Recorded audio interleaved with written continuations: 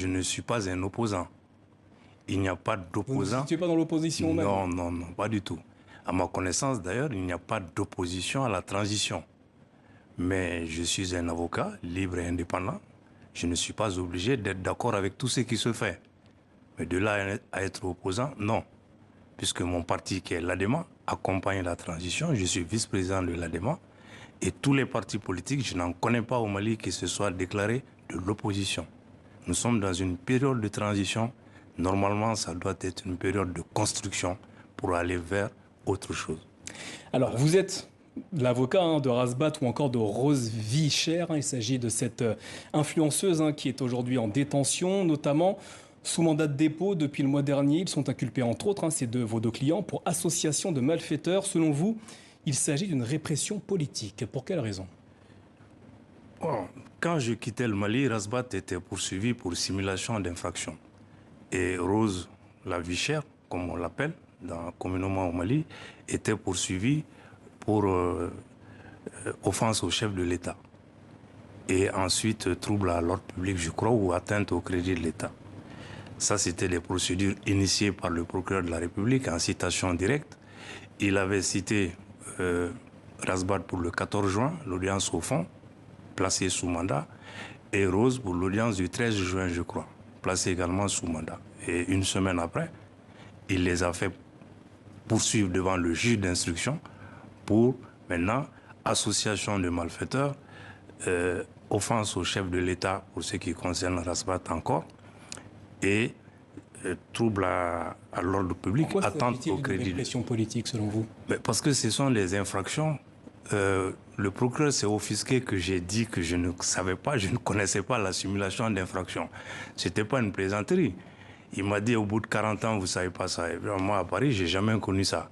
J'ai pas connu, je connais la simulation dans les contrats spéciaux, la simulation d'enfants, mais d'infractions comme ça, je n'avais jamais vu ça. Mais comme on a tous protesté, et effectivement, j'ai été voir le texte malien, que je ne connaissais pas. Moi, je ne connais pas tout. Le texte malien dit celui qui dénoncera aux autorités publiques une infraction qu'il sait n'avoir pas existé. Razbat n'a jamais dénoncé à qui que ce soit, aucune autorité. Alors précisons que Razbat a été arrêté après avoir tenu des propos au sujet de l'ancien Premier ministre malien Soumeilou Bouaï Maïga. Il avait dit, je cite, qu'il avait été assassiné lors de sa détention. Avait-il des preuves avant d'obtenir ce genre de propos? Ce n'est pas la question pour moi. Il a dit ça où et à qui? Il n'a pas dénoncé la mort de Bouaï à qui que ce soit. Il l'a dit dans un meeting politique à la conférence nationale du parti ASMA, qui est le parti de Soumeilou Bouaï Maïga. Il leur a dit, monsieur Bouaï est mort dans des conditions troubles. Pourquoi vous, membres du CNT, c'est le conseil législatif actuel, vous n'avez pas interpellé le ministre de la Justice pour savoir dans quelles conditions il a été assassiné? Voilà exactement ce qu'il a dit. Dénonciation, simulation d'infraction suppose que vous dénonciez à une autorité publique une infraction qui n'a pas existé. Ce qui n'est pas manifestement pas le cas. Quand on a protesté pour dire ça, il y a l'évidence. Il n'y a pas besoin de faire la Sorbonne pour comprendre ça. Le procureur qui les poursuivait, il en a l'habitude. Il l'a fait avec Nyang, le chroniqueur Nyang, et il les a poursuivis pour association de malfaiteurs. Nyang, il y a 2 ans, a été poursuivi par le même juge d'instruction à la demande du même procureur. Nyang, c'est un chroniqueur, pour association de malfaiteurs dans le dossier d'enlèvement de journalistes. Maître Kassoum Tapo, à ce sujet, vous allez beaucoup plus loin. Vous parlez même d'instrumentalisation de la justice. En quoi le fait de placer vos deux clients en détention est une instrumentalisation de la justice malienne? Parce que vous le savez, vous allez évoquer le sujet de la Constitution. Il y a les partis politiques, dans leur majorité, ne sont pas d'accord. Razbat était le premier à s'être associé à un mouvement qui a été appelé le 20 février, appel du 20 février pour sauver le Mali, qui a regroupé un certain nombre de partis contre le projet de constitution. Je ne peux pas m'empêcher de ne pas lier cette arrestation à cette propagande de Razbat. La vie chère, cette pauvre femme, cette pauvre activiste, qui a simplement dit, et le procureur dit que ce n'est pas ça l'incrimination, mais comme on n'a pas accès au dossier, on n'arrive pas à y accéder, c'est encore un autre problème, il va nous dire le jour venu en quoi le fait pour cette dame-là d'avoir dit que la vie est chère au Mali constitue un trouble à l'ordre public, un appel à la révolte. Maître Kassoum Tapo, vous faites partie des détracteurs du projet constitutionnel dont le référendum a été reporté le mois dernier. Quels sont les points du texte qui vous posent problème? Encore une fois, vous me prêtez beaucoup de choses. Je ne suis pas détracteur du tout. Vous ne critiquez pas le texte Je le critique, mais je ne suis pas un détracteur. Vous êtes un critique, on va dire. Voilà, ok, là je suis d'accord. Moi, vous savez, en 2017, j'ai conduit une réforme constitutionnelle. En 2011, j'étais rapporteur de la réforme constitutionnelle en tant que député de ATT. Donc, j'ai la prétention d'en savoir un peu sur les réformes constitutionnelles. Donc, cette réforme est tombée des nues, on ne s'y attendait pas.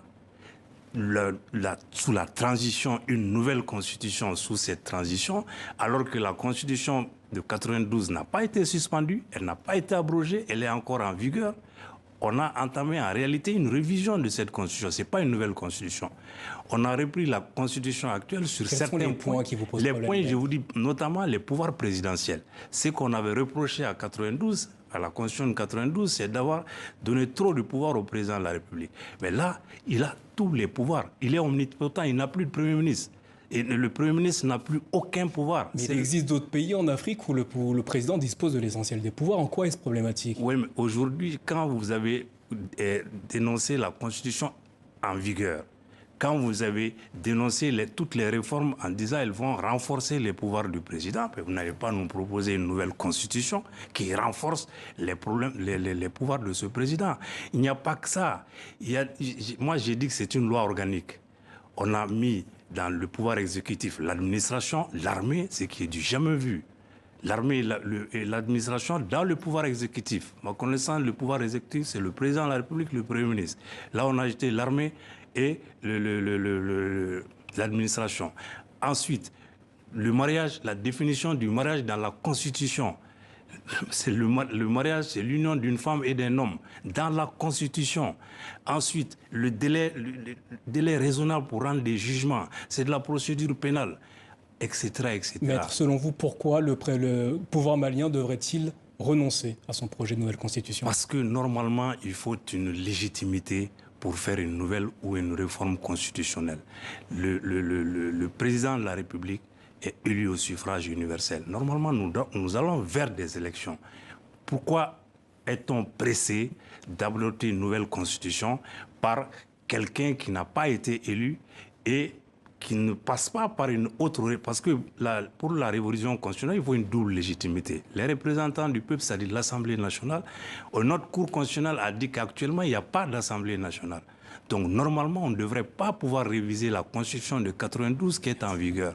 Il faut attendre qu'il y ait un président démocratiquement élu, qui ait la légitimité et la légalité nécessaires pour soumettre au peuple malien une nouvelle constitution. Merci, Maître Kassoum Tapo, d'avoir répondu à nos questions ce soir. Sécheresse, catastrophe climatique ou encore guerre en Ukraine, autant de facteurs qui réduisent d'environ 50% les fonds du Programme alimentaire mondial des Nations Unies. Illustration